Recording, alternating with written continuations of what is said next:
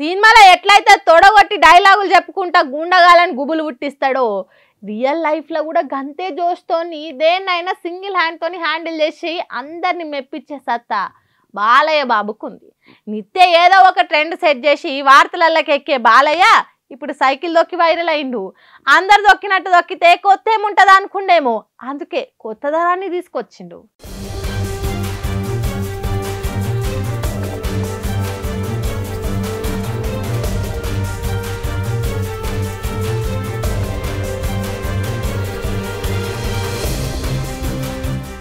ఎవడ్రా దీన్ని తయారు చేసింది గాడిదా, సైకిల్ సీట్ ఎక్కడన్నా గింత హైట్ ఉంటుందారా, చల్ ఇట్లా కాదని వెనక సీట్లో కూర్చొని ఫోజులు ఇద్దాం.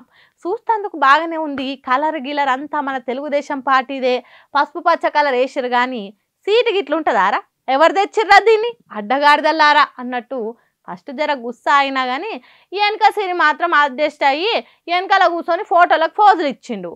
ఆడగాదు ఈడ కాదు, ఏకంగా ఢిల్లీ పార్లమెంట్లో సైకిల్తో ఆడుకుంటుండు ఇట్లా. ఇప్పుడు ఈ వీడియోలు సోషల్ మీడియాలో బాలయ్య బాబు సినిమా డైలాగులనే పేరడి చేసి మరి మీమ్స్ వేసి వైరల్ చేస్తుర్రు అంతా. ఎంతైనా బాలయ్య తొడగొట్టినా కత్తి పట్టినా సైకిల్ ఎక్కినా వైరల్ అవ్వాల్సిందే.